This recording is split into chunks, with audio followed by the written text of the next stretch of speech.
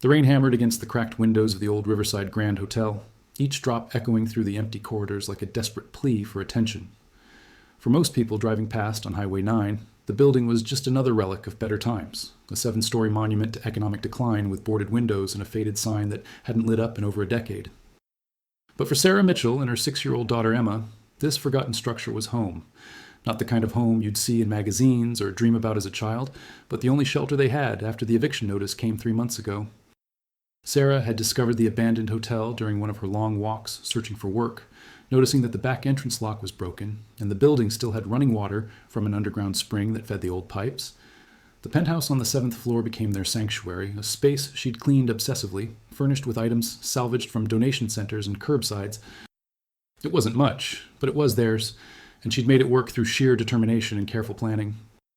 If you're enjoying this story and want to see more content like this, please hit that like button and subscribe to the channel. It really helps us continue bringing you these compelling stories. Tonight felt different, though. As Sarah tucked Emma into the makeshift bed she'd constructed from old mattresses and clean sheets, she couldn't shake the uneasy feeling that had been building all day. The November wind carried voices from the street below, louder than usual, and she'd noticed fresh tire tracks in the muddy lot behind the building that morning. She'd been so careful to keep their presence hidden, always entering through the service entrance, never using lights that could be seen from outside, treating their secret home with the caution of someone who knew how fragile their situation was. Emma clutched her stuffed rabbit, the only toy that had survived their journey from their old apartment to the shelter to this place. Her daughter's dark curls framed a face too serious for 6 years old, eyes that had seen too much change in too short a time. Sarah kissed her forehead, whispering the same words she said every night, trying to make them sound convincing even when her own faith wavered. "Everything's going to be okay, sweetheart. Mommy's got everything under control." But control was an illusion, and Sarah knew it. She'd sent out 47 job applications in the past month, received 3 interviews, and got rejected from all of them. The gap in her resume after taking time off to care for her sick mother, followed by the messy divorce that left her with nothing but debt, made her virtually unemployable in a competitive market. She'd been working occasional cash jobs, cleaning houses and doing data entry for a small accounting firm that didn't ask questions, but it wasn't enough to save for a real apartment. First and last month's rent, plus security deposit, felt as impossible as winning the lottery. The hotel had been built in 1982, during the city's brief boom when the automotive plant opened and brought thousands of workers to the area. The Riverside Grand had hosted weddings, business conferences, and holiday parties. Sarah had found old photographs in the manager's office, images of happy couples dancing in the ballroom, children splashing in the pool that was now filled with stagnant rainwater and debris. The plant closed in 2009, and the hotel followed within 2 years. Since then, it had changed hands multiple times, each owner promising renovation that never materialized, until finally it sat empty, waiting for demolition or a miracle investor. Sarah had made the penthouse livable through countless hours of work. She'd scrubbed years of dust and grime, patched holes in the walls with cardboard and tape, and created separate areas for sleeping, eating, and Emma's play space. She'd even managed to rig up a small camp stove using canned fuel, which she used sparingly to heat soup and make hot chocolate on cold nights. The bathroom still worked, though the water ran rust-colored for the first few seconds, and you had to jiggle the handle just right. It was survival, pure and simple, but she'd learned to find small moments of grace in it. Around 10:30, just as Sarah was about to lie down on her own thin mattress, she heard it. The distinct sound of the front entrance being forced open, followed by voices, male voices, at least 3 of them, echoing up from the lobby 7 floors below. Her heart seized in her chest, every maternal instinct screaming danger. She moved quickly but quietly to Emma, placing a gentle hand over her daughter's mouth before she could wake up fully and make noise. Emma's eyes opened wide, confused and frightened, but she'd learned over the past months to trust her mother's signals. Sarah put a finger to her lips, then whispered so softly it was barely audible. "We have to be very quiet. There are people downstairs. We're going to play the quiet game, okay?" Emma nodded, clutching her rabbit tighter. Sarah's mind raced through options. The penthouse only had one entrance, the old elevator shaft was sealed, and the fire escape on the outside of the building had rusted through on the 4th floor. They were trapped up here with no way out except through the main stairwell, which meant going down toward whoever had just broken in. The voices grew louder as the intruders explored the lower floors. Sarah could make out words now, fragments of conversation that made her blood run cold. "Check every room. Dave said there might be copper pipes we can strip and sell. This whole place is a gold mine if we can get the materials out before the city schedules the demolition. Keep your voice down, man. Never know who might be around." Scrappers. Sarah had heard about them from other homeless people she'd met at the community center, where she sometimes took Emma for hot meals. Desperate people, stripping abandoned buildings of anything valuable, copper wiring, pipes, fixtures, whatever could be sold to recycling centers for quick cash. They weren't necessarily violent, but they weren't people you wanted to encounter alone in an abandoned building at night, especially as a woman with a child. She tried to think clearly despite the panic clawing at her throat. The penthouse door was sturdy, and she'd reinforced it with a piece of wood jammed under the handle, but it wouldn't hold against determined intruders. Their best chance was to hide and hope the scrappers didn't make it all the way to the 7th floor, or that they'd finish their business quickly and leave. Sarah gathered Emma and moved them both into the bathroom, the only room in the penthouse with a door that locked. It was tiny, barely enough space for both of them, but it was something. She sat on the floor with Emma in her lap, both of them pressed against the cold tile wall, and waited. The minutes dragged by with agonizing slowness. She could hear the men moving through the building, the crash of doors being kicked open, the sound of metal being torn from walls. They were systematic, working their way up floor by floor, 4th floor, 5th floor, the sounds getting closer. Emma trembled in her arms, and Sarah stroked her hair, humming softly, the same lullaby her own mother had sung to her. She thought about calling the police, but her phone had died that afternoon, and she hadn't been able to charge it. Even if she could call, what would she say? That she was squatting illegally in an abandoned building and needed help? They'd arrest her, take Emma away, put her daughter into the system. That fear had kept her from seeking help so many times, the terror that asking for assistance would mean losing the only thing that mattered. 6th floor. She could hear them directly below now, their voices clearer. Man, this place is stripped clean. Somebody already got most of the good stuff. Let's check the top floor and then get out. This place gives me the creeps. Sarah's heart pounded so hard she was sure they'd hear it. She held Emma tighter, pressing her face against her daughter's hair, breathing in the scent of the cheap shampoo from the community center. If they found them, she'd beg. She'd offer to help them, promise not to report them, anything to keep Emma safe. The footsteps reached the 7th floor. She heard them try several doors in the hallway outside the penthouse, then silence, long, terrible silence that was somehow worse than the noise. Finally, one of them spoke, his voice right outside the penthouse door. This one's blocked. Probably structural damage or something. Forget it. Let's go. We got enough pipe to make the trip worth it. The footsteps retreated, down the stairs, growing fainter. The sound of the front entrance closing. Then nothing but the rain and the building's natural creaks and groans. Sarah waited another hour before moving, making sure they were truly gone. When she finally emerged from the bathroom, her legs were numb, and Emma had fallen asleep again, exhausted by fear. She laid her daughter back in bed and stood at the window, looking out at the city lights in the distance, each one representing a warm home with locked doors and security that people probably took for granted. She'd been naive to think they could hide here indefinitely. Tonight was a wake-up call. The building was being stripped, which meant more people would come, and eventually, someone would find them. The demolition her mother had mentioned couldn't be far off. She needed a real plan, not just day-to-day survival. The next morning, Sarah made a decision. She left Emma at the community center's daycare program, where volunteers watched children while their parents looked for work or housing, and she went to the only place she hadn't tried yet, St. Catherine's Church, a large brick building downtown that she'd passed countless times but never entered. She wasn't particularly religious, hadn't been since her mother died, but she was out of options. The church was quiet when she entered, mid-morning light filtering through stained glass windows and painting colored patterns on the wooden pews. A woman in her 60s, wearing jeans and a sweatshirt with the church logo, was arranging flowers at the altar. She looked up when Sarah approached, her smile warm and genuine. "Good morning. I'm Patricia. Can I help you with something?" Sarah had prepared a speech, a careful explanation that wouldn't reveal too much, but standing there in that peaceful space, all her defenses crumbled. The words poured out, the whole truth. The eviction, the shelters that were always full, the abandoned hotel, last night's terror, everything. Patricia listened without interruption, her expression shifting from surprise to concern to determination. When Sarah finished, tears streaming down her face, ashamed and exhausted, Patricia reached out and took her hand. "You've been carrying this alone for too long. Let us help you." The church had a housing assistance program Sarah didn't know existed. Patricia explained that they worked with several landlords who provided temporary housing for families in crisis, and they had emergency funds for deposits and first month's rent. There were conditions. Sarah would need to meet with a case manager, attend financial planning workshops, continue job searching with their employment counselor, but it was a real chance at stability. The catch was that it wasn't immediate. The current available apartment wouldn't be ready for 3 weeks. Patricia offered to see if they could expedite the process, but there were other families also waiting. Sarah felt the familiar wave of disappointment, but Patricia wasn't finished. In the meantime, we have a family shelter that's different from the city-run facilities. It's smaller, more personal, and you and Emma would have your own room. It's not perfect, but it's safe and warm, and you wouldn't be alone. There are other mothers there, a support system. Sarah wanted to say yes immediately, but she thought about the penthouse, their things, the small life she'd built. It felt like giving up, admitting defeat. Patricia seemed to read her thoughts. There's no shame in accepting help. Strength isn't doing everything alone. It's knowing when to reach out and let others walk beside you.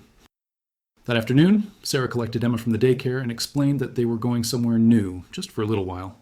Emma asked if they could take Mr. Hoppy, her rabbit, and all their special things. Sarah promised they would. They returned to the Riverside Grand one last time as the sun was setting, painting the sky in shades of orange and pink. Sarah packed their belongings into the 2 large bags she'd been living out of for months, making sure to take everything that mattered. The hotel room they were leaving behind looked even more desolate empty, but she couldn't deny the relief she felt knowing they wouldn't spend another night vulnerable and afraid. As they walked down the 7 flights of stairs for the last time, Sarah paused on the 3rd-floor landing where a window looked out over the city. Emma tugged her hand. "Mommy, are we going to be okay?" Sarah knelt down to her daughter's level, brushing a curl from her face. She wanted to give her the same reassurance she always did, but this time she felt the truth of it. "Yes, baby, we're going to be okay. It might take time and it won't be easy, but we're going to be okay, because we're not alone anymore." The family shelter was nothing like the overcrowded city facility where they'd spent those terrible 2 weeks months ago. It was a converted Victorian house with 6 private rooms for families, a shared kitchen, and a common area where children could play. The director, a kind woman named Margaret, showed them to their room on the 2nd floor.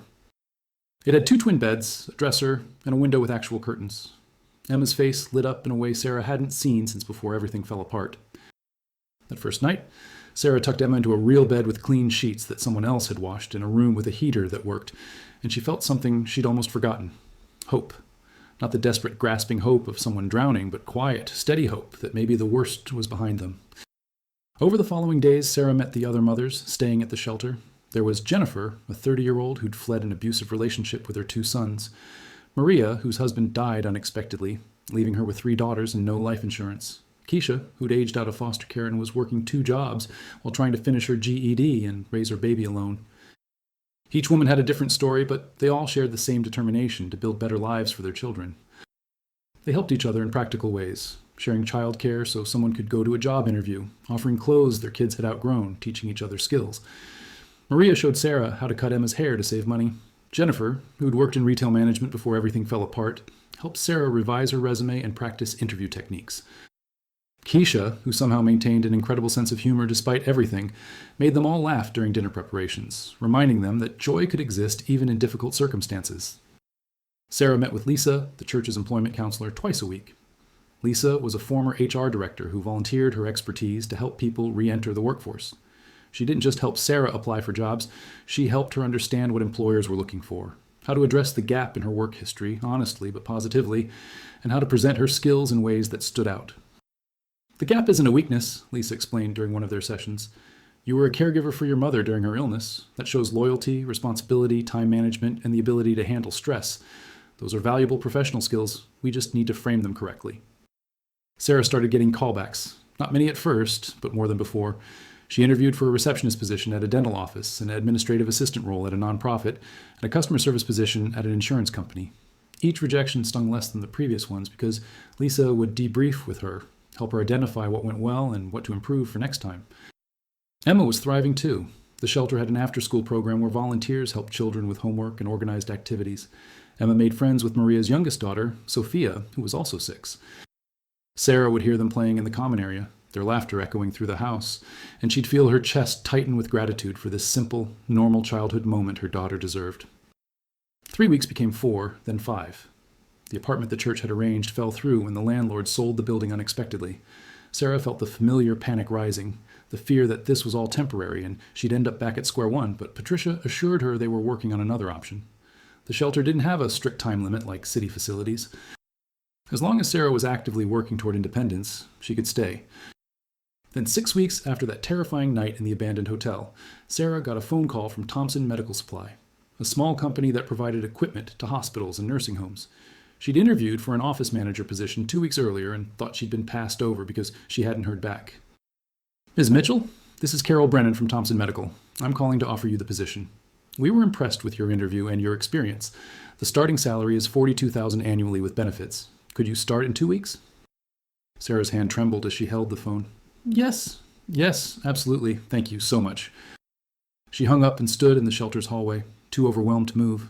Jennifer came out of her room and saw Sarah's face. Good news? I got a job. A real job with a salary and benefits and everything. Jennifer hugged her, and they both cried because they both knew what this meant. It wasn't just employment. It was stability. It was possibility. It was proof that the climb back up was real. With a steady income, Sarah qualified for the permanent housing program's next available apartment. Margaret helped her navigate the paperwork, and Patricia arranged for the church's emergency fund to cover the initial moving costs. The apartment was a one-bedroom in a modest complex about 3 miles from Emma's school. It wasn't fancy, but it was safe, clean, and theirs. The day they moved in, 2 months after leaving the Riverside Grand, Sarah stood in the empty living room while Emma ran from room to room, excited about their new home. The other mothers from the shelter had helped them move, bringing donated furniture and household items, a worn but comfortable couch, dishes, towels, a coffee maker that worked perfectly. Maria brought a potted plant for the kitchen windowsill. Every home needs something growing, she said with a warm smile. That night, after Emma was asleep in their bedroom, Sarah took the second half of the bed. Sarah sat on the small balcony overlooking the parking lot. It wasn't a grand view, just asphalt and other apartment buildings, but it represented something profound. She'd survived. They'd survived. And more than that, they'd found their way to something better. She thought about the Riverside Grand, that abandoned hotel that had sheltered them when they had nowhere else to go. She wondered if the scrappers had returned, if the building was still standing, or if demolition had begun. Part of her wanted to drive by and see it one more time, to acknowledge what it had meant to them, but she decided against it. That chapter was closed. Sarah started her job at Thompson Medical and discovered she was good at it. Really good. Her organizational skills, attention to detail, and ability to manage multiple priorities made her valuable quickly. Carol, her boss, praised her work ethic and gave her increasing responsibility. Within 3 months, Sarah received a small raise. Within 6 months, she'd built an emergency savings account with enough to cover 2 months of rent. Emma adjusted to their new life with the resilience children somehow possess. She made friends at school, brought home artwork to decorate the refrigerator, and stopped asking if they'd have to move again. Sarah enrolled her in an after-school program at the community center, where Emma discovered a love for drawing. Her teacher said she had real talent, especially for someone her age. Sarah maintained connections with the women from the shelter. Jennifer found stable housing and a job in retail management. Maria completed a medical billing course and got hired at a hospital. Keisha earned her GED and enrolled in community college classes while working at a daycare where Emma sometimes attended on school breaks. They met monthly for dinner, sometimes at someone's apartment, sometimes at a cheap restaurant where they'd share appetizers and catch up on each other's lives.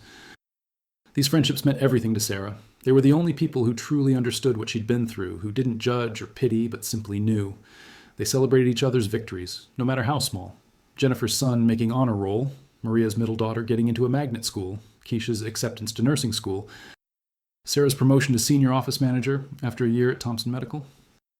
One evening, about 18 months after leaving the hotel, Sarah was driving home from work when she passed the Riverside Grand. Or rather, she passed where it used to be. The entire building was gone, replaced by an empty lot with a future development site sign announcing luxury apartments coming soon. She pulled over and stared at the vacant space, trying to reconcile this emptiness with the place that had loomed so large in her memory. Emma, now 8 years old and sitting in the back seat with a book, looked up. "What are we looking at, Mom?" Sarah considered how to answer. She'd never told Emma they'd been homeless, not in those exact words. She'd said they were between homes or staying somewhere temporary. But Emma was getting older, smarter, more aware. "That's where we lived for a little while, before we moved to the shelter. Remember that place?" Emma frowned, trying to recall. "The big building with all the stairs?" "Yes, that one. It's gone now. They tore it down." Emma thought about this for a moment. Was it scary living there? Sarah's first instinct was to lie, to protect her daughter from the truth, but she decided Emma deserved honesty. "Sometimes it was scary. I worried a lot about keeping you safe. But we made it through, didn't we? And now we're here with our own apartment and everything we need." Emma nodded, accepting this. Then she asked a question that took Sarah's breath away. "Were you scared that night when those people came in? I remember being in the bathroom with you for a long time." Sarah had thought Emma was asleep or too young to remember clearly, but children remember more than we give them credit for. "Yes, baby, I was very scared. But I knew I had to keep you safe, and that's what mattered most. Sometimes being brave doesn't mean not being scared. It means doing what needs to be done, even when you are scared. Emma considered this with the seriousness she'd carried since she was little. You're really brave, Mom. Sarah pulled back onto the road, her vision blurring with tears she didn't try to hide. We both are, sweetheart. We both are. As she drove to their apartment, Sarah reflected on the journey that had brought them here. The shame she'd felt living in that abandoned hotel had been almost as heavy as the fear. She'd been so worried about being judged, about being seen as a failure, that she'd isolated herself from the very help that could have changed things sooner. Patricia's words that first day at the church echoed in her mind. There's no shame in accepting help. Strength isn't doing everything alone. She'd learned that lesson deeply. The support system she'd found, Patricia and the church, Lisa and the employment program, Margaret and the shelter, Jennifer, Maria, Keisha, and the other mothers, had been essential to their survival and recovery. She couldn't have done it alone, and there was no weakness in admitting that. Sarah also thought about the systems that had failed them. The shelter system so overcrowded that families with children were turned away. The job market that penalized people for gaps in employment, even when those gaps came from caregiving or circumstances beyond their control. The housing market that demanded thousands in upfront costs from people who'd lost everything. She'd been lucky to find the church program, but not everyone was so fortunate. How many families were still living in abandoned buildings, cars, or worse? How many children like Emma were experiencing homelessness right now? These thoughts led Sarah to volunteer. She started small, helping serve meals at the same community center where she'd once brought Emma for free food. She shared her story at a fundraiser for the family shelter, standing in front of dozens of strangers and being honest about how close they'd come to falling through the cracks. The vulnerability was terrifying, but also liberating. She wasn't hiding anymore. Her story resonated. Several people approached her afterward wanting to help or share their own experiences. A local newspaper wrote an article about the shelter and featured Sarah's journey.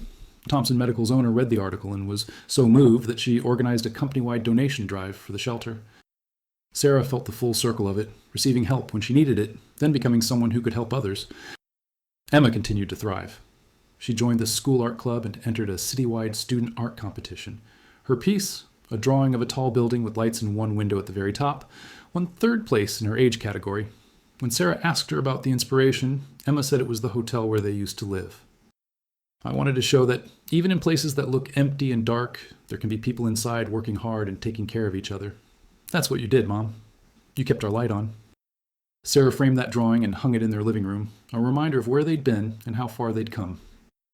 2 years after leaving the Riverside Grand, Sarah received a significant promotion at work. Carol was retiring and recommended Sarah as her replacement.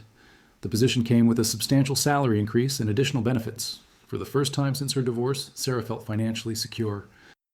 She could afford to move to a larger apartment, though she chose to stay where they were and save the extra income instead.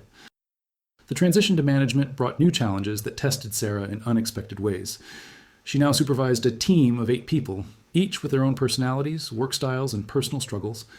There was Marcus, a young logistics coordinator, dealing with student loan debt who reminded her of herself just a few years ago, constantly worried about money. There was Diane, a woman in her 50s who'd been with the company for decades and initially resented reporting to someone younger. And there was Tom, brilliant with inventory systems, but struggling with alcoholism that affected his reliability. Sarah approached leadership differently than most managers because of what she'd experienced. When Marcus came to her office one day, visibly stressed, she didn't just tell him to manage his time better. She sat with him, helped him create a realistic budget, and connected him with the financial planning resources that had helped her. When Diane made subtle comments about Sarah's lack of experience, instead of asserting authority defensively, Sarah asked Diane to mentor her on the company's history and long-standing client relationships. That shift in dynamic transformed their relationship from adversarial to collaborative. Tom was harder. Sarah recognized the signs of addiction because she'd seen them in her ex-husband. The missed mornings, the excuses, the slow deterioration of performance. The old Sarah might have reported him immediately or looked the other way to avoid conflict. But she'd learned that real compassion sometimes meant difficult conversations. She called Tom into her office on a Friday afternoon and spoke to him honestly.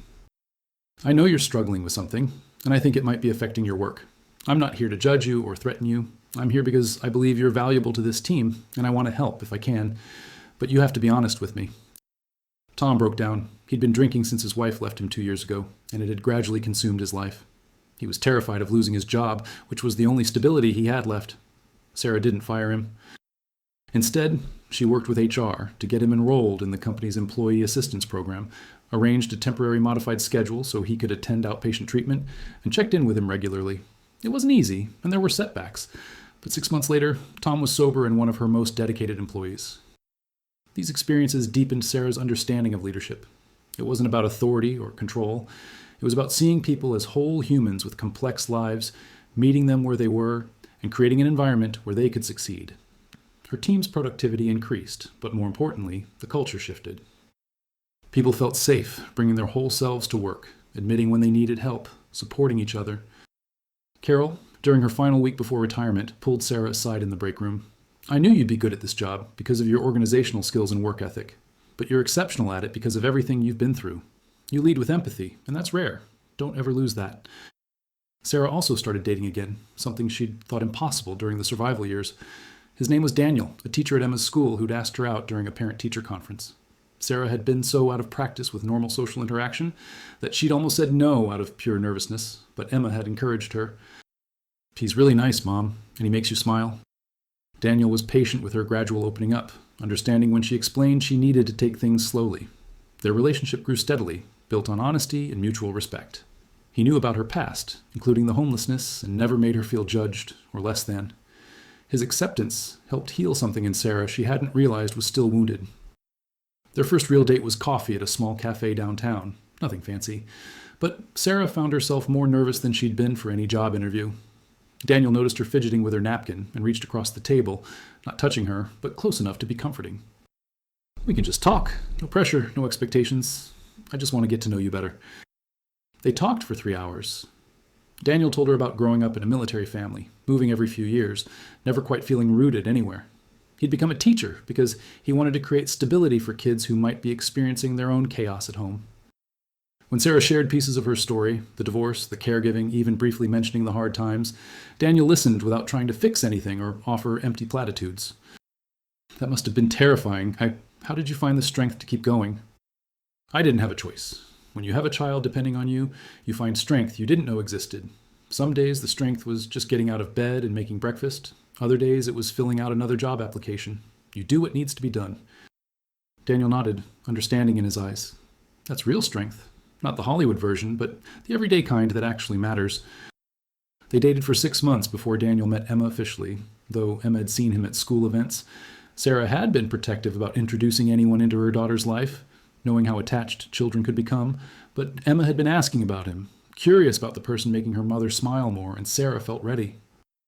They went to the Science Museum, neutral territory where the focus could be on exhibits rather than awkward getting-to-know-you conversations. Emma was shy at first, hiding partially behind Sarah, but Daniel had spent years working with children and knew how to put them at ease. He didn't push, didn't try too hard. He just engaged naturally, asking Emma questions about her interests, listening when she talked about her art projects, making silly jokes that got her laughing. By the end of the afternoon, Emma was holding Daniel's hand as they looked at the dinosaur exhibit, explaining to him which ones were herbivores and which were carnivores, with the confidence of someone who'd studied the subject extensively. Sarah watched them together and felt something she hadn't allowed herself to feel in years. Hope for a future that included partnership, family, love. That evening, after Daniel left, Emma climbed onto the couch next to Sarah. "I like him, Mom. He's nice and he doesn't try to be my dad. He's just Daniel." Sarah hugged her daughter, grateful for Emma's wisdom. "You're right. He is just Daniel, and that's perfect."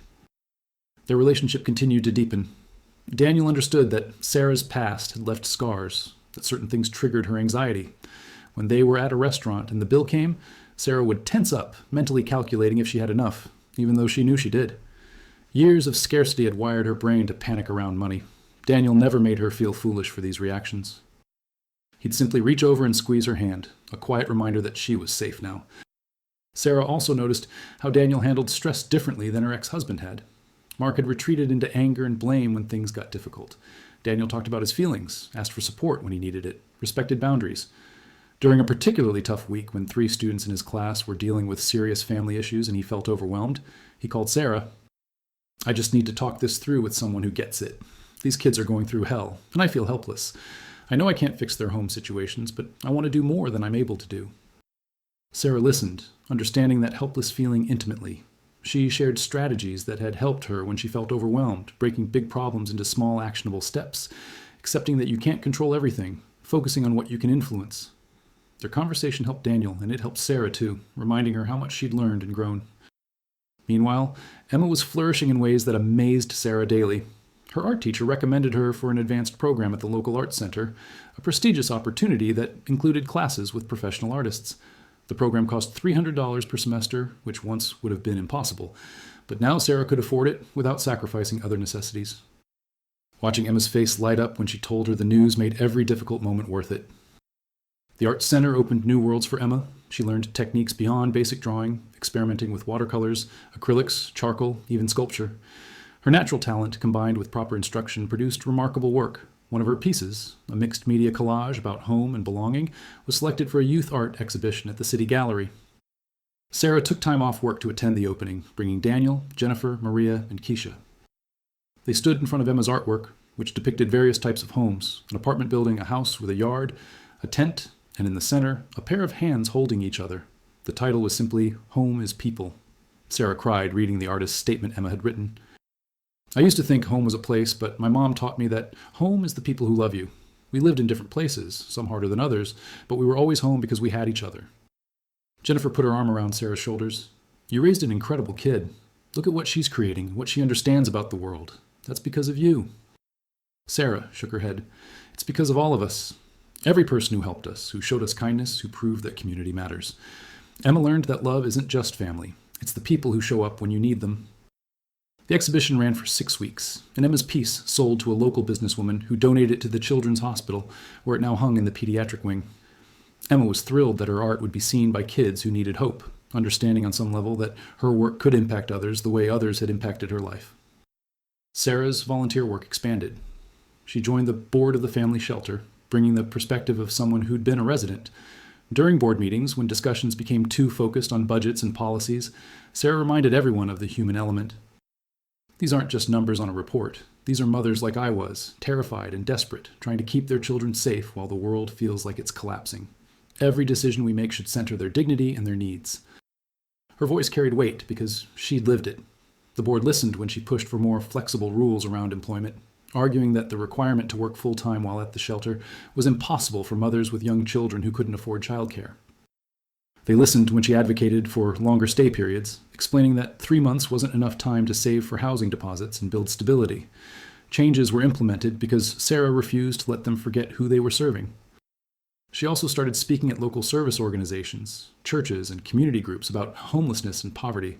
These weren't easy speeches. Standing in front of strangers and admitting she'd been homeless, that she'd lived secretly in an abandoned building with her child, made her feel vulnerable every single time. But the impact was undeniable. After one presentation at a Rotary Club meeting, a businessman approached her. "I've driven past homeless people 1,000 times and never really saw them as individuals with complex stories. Hearing you speak changed that. What can I do to help?" Sarah connected him with the shelter, and he became a major donor, but more importantly, he started a program at his company to hire people experiencing homelessness, providing training and support to help them succeed. One speech created a ripple effect that changed multiple lives. During this period, Sarah also reconnected with her father, someone she hadn't spoken to in over 3 years. Their relationship had been strained for years, complicated by his disapproval of her marriage to Mark and his inability to help financially during her mother's illness. When Sarah was at her lowest, living in the hotel, she'd been too proud to reach out, too ashamed to admit how bad things had gotten. But now, stable and confident, she felt ready to bridge that gap.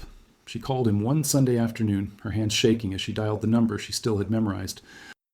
"Dad, it's Sarah." There was a long pause. "Sarah, I've been hoping you'd call. I'm so sorry for everything. I should have been there for you." They talked for 2 hours, both apologizing, both explaining, both crying. Her father admitted he'd been dealing with his own demons, depression after losing his wife, financial struggles from medical bills, shame that he couldn't help his daughter when she needed him. Sarah shared what she'd been through, not to make him feel guilty, but to be honest about their family's reality. "I was angry at you for a long time, Dad. Angry that you weren't there. But I understand now that everyone is fighting battles we don't see. You were drowning too, just in a different way." Her father asked if he could meet Emma, his granddaughter he'd only seen in old photographs. Sarah agreed, setting up a lunch meeting at a family-friendly restaurant. She prepared Emma carefully, explaining that Grandpa had been going through a hard time but wanted to be part of their lives now. The reunion was awkward at first. Emma was cautious, not understanding why this grandfather had been absent. But over lunch, as he asked her about school and art and listened with genuine interest, she warmed up. He showed her pictures of Sarah as a child, pointed out how Emma had the same eyes, the same smile. By dessert, Emma was showing him photos on Sarah's phone of her artwork, and he was promising to come to her next exhibition. Rebuilding this relationship with her father added another layer of healing to Sarah's life. It wasn't perfect. They still had difficult conversations about past hurts, but it was real and honest. He started coming to Sunday dinners once a month, slowly becoming part of their routine. Daniel welcomed him naturally, and Emma gained the grandfather she'd never known she was missing. 3 years after leaving the Riverside Grand, Sarah faced an unexpected test. Thompson Medical Supply was acquired by a larger corporation, and the new management brought significant changes. Several longtime employees were let go, and Sarah's position was restructured. She wasn't fired, but her responsibilities changed dramatically, and the company culture she'd worked hard to build was dismantled in favor of a more corporate approach. For weeks, Sarah struggled. She'd put so much of herself into that job, built something meaningful, and now it felt like it was being erased. She came home exhausted and frustrated, snapping at Emma over small things, pulling away from Daniel. The old patterns of anxiety returned, sleepless nights worrying about job security, catastrophic thinking about ending up homeless again. Daniel noticed and addressed it gently. You're not in that place anymore. Even if the worst happened and you lost this job, you have resources now, you have savings, you have a support system, you have experience and references. You're not the same person who lived in that hotel. Intellectually, Sarah knew he was right, but emotionally the fear was still there, that primal terror that stability was an illusion that could vanish overnight. She called Patricia, her friend from the church who'd helped her 3 years ago, and they met for coffee. I feel like I'm right back where I started, that panicked feeling like everything could fall apart any second. Patricia listened, then asked a question that shifted Sarah's perspective. Are you really back where you started? Let's list what's different now versus then. Together they made 2 lists, then and now. The difference was staggering. Then she had no job, no home, no savings, no support system, and was hiding her situation. Now she had stable housing, emergency savings, a support network, marketable skills, and the confidence to ask for help. The fear was the same, but her circumstances were completely different. Patricia leaned forward. The trauma you experienced changed how your brain responds to threat. That's normal. But you don't have to let that fear control your decisions. You get to choose how to respond. Sarah started seeing a therapist, something she'd resisted for years because it felt like admitting weakness. Dr. Reynolds specialized in trauma and helped Sarah understand that her hypervigilance and anxiety weren't character flaws, but normal responses to what she'd endured. They worked on strategies to manage triggers, reframe negative thoughts, and build confidence in her resilience. Therapy wasn't a quick fix. Some sessions left Sarah feeling worse before she felt better as they uncovered painful memories and patterns. But gradually, she noticed changes. She could have a stressful day at work without spiraling into panic about losing everything. She could spend money on something non-essential without overwhelming guilt. She could accept compliments without automatically dismissing them. After 6 months of the corporate restructuring at Thompson Medical making her miserable, Sarah made a bold decision. She started looking for a new job, but this time she was selective. She interviewed them as much as they interviewed her, asking about company culture, leadership philosophy, work-life balance. She had the luxury of choice now, something she'd never had before. She accepted a position as operations manager at a nonprofit organization that provided job training and placement services for people experiencing homelessness. The salary was slightly lower than her corporate job, but the mission alignment was perfect. She'd be using her skills to help people in the exact situation she'd once been in. Her first day, the executive director took her on a tour of their facilities. They walked through the training center where people were learning construction skills, computer programming, and culinary arts. They visited the clothing closet where people could get interview outfits.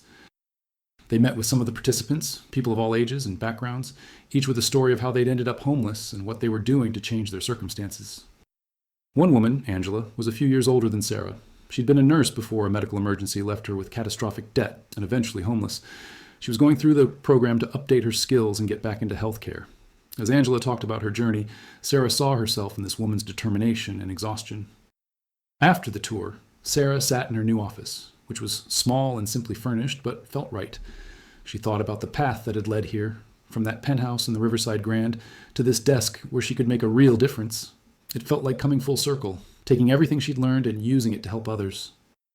Her work at the nonprofit transformed not just the lives of the people they served, but Sarah's own understanding of poverty and homelessness. She designed a mentorship program where people who'd successfully completed the training and found stable employment came back to mentor new participants. The connection between someone who'd been homeless helping someone currently experiencing homelessness created powerful relationships built on understanding rather than pity. Marcus, her former employee from Thompson Medical, heard about Sarah's new position and reached out. He'd been volunteering with a different organization and was passionate about economic justice. They met for lunch, and he shared an idea that had been developing in his mind. What if we created a social enterprise? A business that employs people coming out of homelessness, gives them real job experience, and generates revenue to fund more programs. Not charity, but actual employment with dignity and fair wages. Sarah loved the concept. They spent months researching, writing business plans, and meeting with potential investors. They decided on a cleaning service company. It required minimal startup capital, had steady demand, and could scale as they hired more people. They called it Fresh Start Services, and it launched 18 months after Sarah joined the nonprofit. The first employees were 3 people from the job training program. David, a military veteran who'd struggled with PTSD and ended up homeless after losing his job. Yolanda, a single mother of 2 who'd been living in her car. And James, a former accountant whose gambling addiction cost him everything. Sarah and Marcus trained them personally, not just in cleaning techniques, but in business skills, customer service, and financial management. The business started slowly. They took contracts cleaning office buildings in the evening, small residential jobs, and post-construction cleanups. Every employee earned a living wage plus benefits, something Sarah insisted on despite the financial strain it put on the startup. She remembered too well what it felt like to work hard and still not have enough to survive. David struggled initially with the structure and expectations. His PTSD made certain situations difficult, unexpected noises would trigger panic attacks, and strict schedules sometimes overwhelmed him. Sarah worked with him to develop coping strategies and adjusted his assignments to play to his strengths. He excelled at detail-oriented work and became their quality control specialist, training new employees on the standards that made Fresh Start Services exceptional. Yolanda was the opposite, eager to work as many hours as possible to save money and find permanent housing for her family. Sarah had to actively prevent her from burning out, reminding her that sustainability mattered more than speed. They helped Yolanda access housing assistance and child care subsidies, addressing the root causes of her instability rather than just giving her a paycheck. James brought business acumen to the team. Once he addressed his addiction through the programs required counseling and support groups, his professional skills returned. He helped streamline their operations, develop better pricing models, and improve efficiency. Within a year, he was promoted to operations supervisor, managing schedules and client relationships. Fresh Start Services became profitable in its second year. They employed 15 people, all of whom had experienced homelessness. The success stories multiplied. David moved into his own apartment and was managing his PTSD effectively with therapy and medication. Yolanda and her children got into permanent supportive housing, and she was saving for a down payment on a car. James was engaged to be married and had bought a small condo. But Sarah never forgot that business success wasn't the only measure that mattered. When one of their employees, Robert, relapsed and missed 3 days of work without calling, the board wanted to fire him immediately. Sarah pushed back. We knew when we started this that recovery isn't linear. Robert has been sober for 8 months and has been our most reliable employee. One relapse doesn't erase that. We need to address it, yes, but with support, not punishment. She met with Robert, who was ashamed and expecting to be fired. Instead, Sarah connected him with intensive outpatient treatment, adjusted his schedule to accommodate it, and paired him with James as a mentor, since James understood addiction personally. Robert got back on track, and 6 months later he celebrated a year of sobriety with the entire Fresh Start team cheering him on. The nonprofit and the social enterprise became models that other cities started replicating. Sarah was invited to speak at conferences about social entrepreneurship and trauma-informed employment practices. She presented alongside academics and policy experts, feeling sometimes like an imposter among people with advanced degrees and prestigious titles. But then she'd remember that her expertise came from something they couldn't learn in school, lived experience. During one conference panel about housing first initiatives, a professor from an elite university made dismissive comments about people experiencing homelessness needing to take responsibility before deserving help. Sarah listened to several panelists offer polite disagreements before she spoke, her voice steady but passionate. I lived in an abandoned hotel with my 6-year-old daughter. I had a college degree, a work history, and took full responsibility for my situation.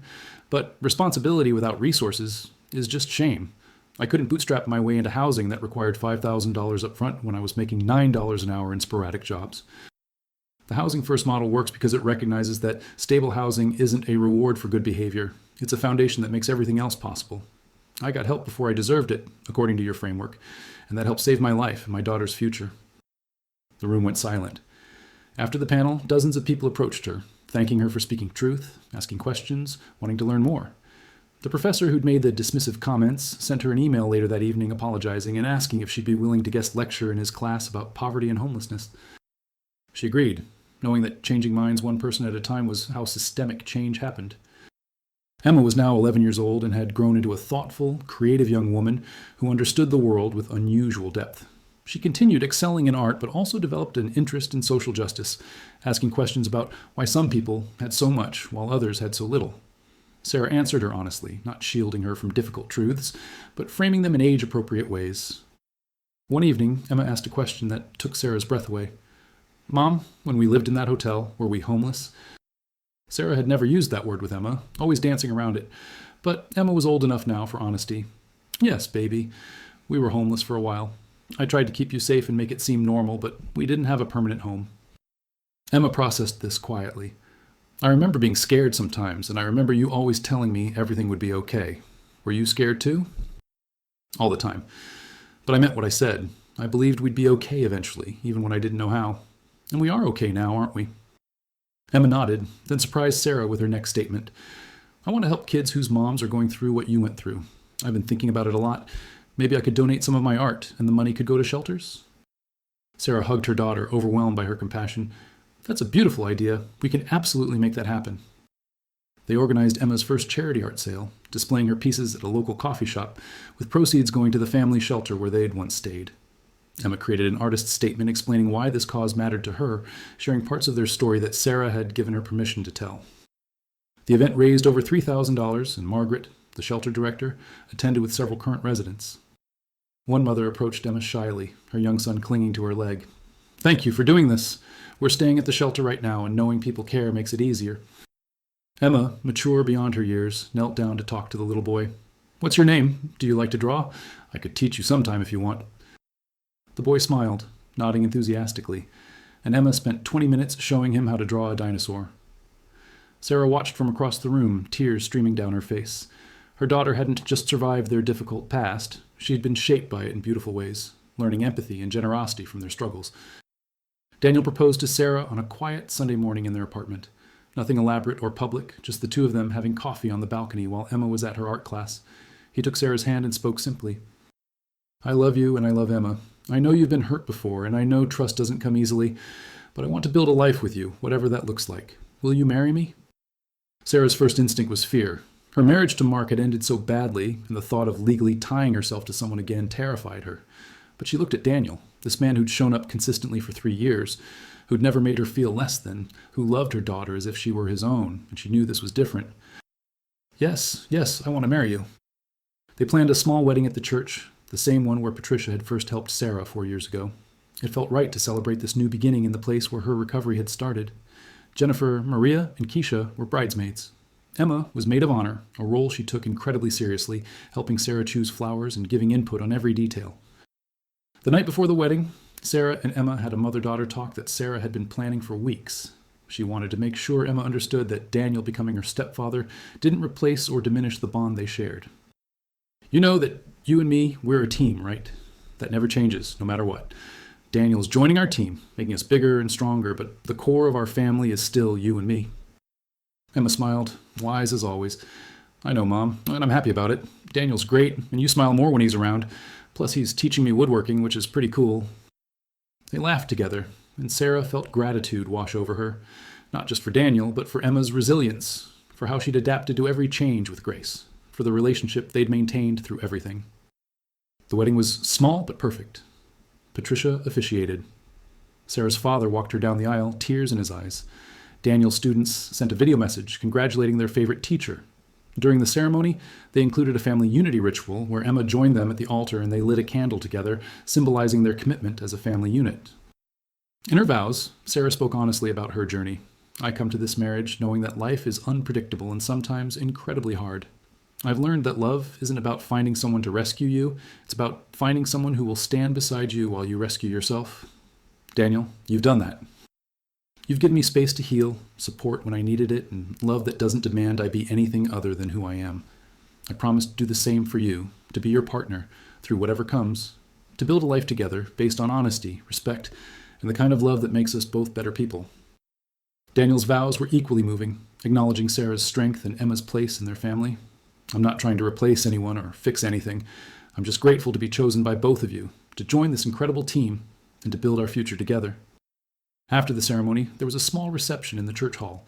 The mothers from the shelter, Sarah's co-workers from the nonprofit, employees from Fresh Start Services, Daniel's colleagues from school, and friends from every phase of Sarah's journey came together. It wasn't a fancy wedding, but it was rich in love and community. During the reception, Marcus stood to give a toast. I met Sarah when she was just trying to survive, working a job she was overqualified for because it was the only option she had. I watched her work harder than anyone I've ever known, not just to get by, but to build something better. Then I watched her take that same determination and use it to help others. Sarah doesn't just talk about making a difference. She does the hard work of actually changing lives. I'm honored to know her, and even more honored to work alongside her. The toast made Sarah cry, as did several others throughout the evening, but they were good tears, the kind that come from being seen and valued and loved. Sarah and Daniel couldn't afford an elaborate honeymoon, but they took a long weekend trip to a cabin in the mountains, bringing Emma along because none of them wanted to be apart. They hiked, cooked meals together, played board games, and talked about their hopes for the future. Daniel wanted to eventually become a principal so he could influence education policy at a broader level. Emma wanted to go to art school someday. Sarah wanted to expand Fresh Start Services to other cities and continue advocating for policy changes around homelessness. Sitting on the cabin's porch, watching Emma sketch the landscape, Daniel reached for Sarah's hand. This is what happiness looks like. Not perfect, not without challenges ahead, but real and good and ours. Sarah agreed completely. She thought about the girl she'd been before everything fell apart, the one who thought happiness meant a big house and financial security and checking all society's boxes. That girl hadn't understood that real joy came from simpler things, from watching your daughter grow into a kind person, from partnership built on mutual respect, from work that aligned with your values, from community that showed up when things got hard. When they returned from the mountain trip, life settled into a new normal. Daniel moved into Sarah's apartment, and they started looking for a larger place that could accommodate their growing family. Emma was excited about the possibility of finally having her own bedroom, something she'd never had. They found a 3-bedroom townhouse in a good school district, nothing fancy, but with enough space for all of them in a small yard where Emma wanted to plant a garden. The mortgage application process triggered Sarah's anxiety again. Even though their combined income made them financially stable, the fear of debt and losing their home brought back traumatic memories. Daniel was patient, reminding her that this wasn't the same situation. They weren't overextended, they had savings and stable employment, and they were making a smart investment in their family's future. They moved into the townhouse on a Saturday with help from their entire community. Marcus and the Fresh Start Services crew handled the heavy lifting. Jennifer, Maria, and Keisha brought food and helped unpack boxes. Sarah's father brought his tools and assembled furniture. Patricia and Margaret from the church stopped by with a housewarming gift. A framed photograph of Sarah and Emma from the night they'd first arrived at the family shelter. A reminder of how far they'd come. That night, after Emma was asleep in her new bedroom decorated with her own artwork, Sarah and Daniel sat in their living room surrounded by half-unpacked boxes. It wasn't perfect or finished, but it was theirs. Sarah felt something she'd been afraid to fully embrace, contentment. Not the absence of problems or challenges, but the deep knowledge that whatever came, they'd face it together with resources and support and love. Daniel pulled her close. I'm proud of you, of us, of what we're building. Sarah rested her head on his shoulder, finally allowing herself to believe that good things could last, that stability wasn't an illusion, that she deserved this happiness. The journey from that abandoned hotel penthouse to this townhouse living room had been long and painful and transformative.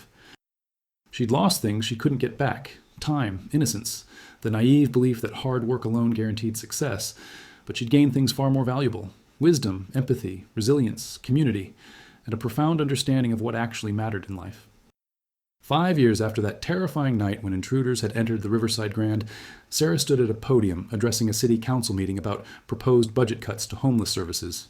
She'd been invited to testify as an expert, representing both her nonprofit and the lived experience community. The council chambers were packed with advocates, service providers, and people currently experiencing homelessness. Sarah spoke for 10 minutes, combining statistics about the economic benefits of housing-first programs with personal testimony about what those services had meant to her family. She talked about the night she'd hidden in a bathroom with her daughter, terrified of discovery and how that fear had finally pushed her to seek help. She talked about the church program, the family shelter, the employment counseling, and every intervention that had helped her rebuild her life. Then she talked about the ripple effects. On a crisp October evening, 3 years after that terrifying night when intruders had entered their secret home, Sarah organized a reunion dinner for all the mothers from the shelter. They met at a nice restaurant, not the cheap places they used to go, and they caught up on life. Everyone had stories of progress. Jennifer was managing a large retail store and had just bought a house. Maria had been promoted to billing supervisor, and her oldest daughter was in college. Keisha had completed her nursing degree and was working in pediatrics. They toasted to survival, to friendship, to the unlikely bonds formed in the hardest times. Margaret, the shelter director, had joined them, and Patricia from the church came too. These women had been instrumental in changing their lives, and the dinner was as much about thanking them as celebrating. Patricia stood to make a toast, her voice warm with emotion. I've worked with hundreds of families over the years, but you women here represent something special. You didn't just survive your circumstances, you transformed them. You built community when you had nothing. You supported each other when you barely had enough to support yourselves. And now look at you. You're not just surviving. You're thriving. You're proof that with the right support and determination, people can overcome incredible obstacles. Sarah felt tears on her cheeks, and she wasn't alone. Around the table, these strong women who'd been through hell were crying and laughing, remembering and celebrating. Later, as Sarah drove home with Emma drowsy in the back seat, she thought about how one moment can change everything. That night, 3 years ago, terrified in a bathroom with her daughter, she'd felt utterly hopeless. If someone had told her then that in 3 years she'd have a good job, a stable home, meaningful friendships, and even romance, she wouldn't have believed it possible. The distance from that abandoned hotel penthouse to this moment felt immeasurable, and yet she'd crossed it one day, one decision, one small victory at a time. She pulled into their parking lot and looked up at their apartment. The living room light was on, set on a timer, so they'd always come home to brightness. Emma stirred in the back seat, and Sarah helped her out of the car, both of them walking toward their home. Not a hotel that wasn't theirs, not a shelter where they were temporary guests. Their home, with Emma's artwork on the walls and dishes in the cabinets they'd chosen themselves, and a future that felt full of possibility. As Sarah unlocked their door, Emma sleepy but happy, she thought about the intruders who'd broken into the Riverside Grand that night, never knowing who was in the penthouse. They'd been looking for copper pipes and quick money, unaware that 7 floors above them was a mother who'd fight with everything she had to protect her child. They couldn't have known that their intrusion would become a turning point, the final push that led Sarah to stop hiding and start asking for help. In a strange way, she was grateful to them, not for the fear they'd caused, but for the clarity that came after. Some moments break you, and some moments break you open. That night had broken her open, shattered the isolation she'd wrapped around herself, and forced her to reach out. And in reaching out, she'd found a community, found support, found herself again. Sarah tucked Emma into bed, kissed her forehead, and whispered the words she'd said every night for years, but this time they weren't a desperate hope. They were simple truth. Everything's going to be okay, sweetheart. Mommy's got everything under control. And finally, wonderfully, she did. The rain fell outside their apartment that night, the same November rain that had hammered the hotel windows 3 years ago, but now it was just weather. Just rain falling on a city full of stories, each window hiding lives being lived with courage and struggle and small triumphs. Sarah fell asleep listening to it, grateful for the solid roof overhead, the warm bed, the daughter sleeping safely nearby, and the hard-won peace that comes from surviving the unsurvivable and building something beautiful from the wreckage.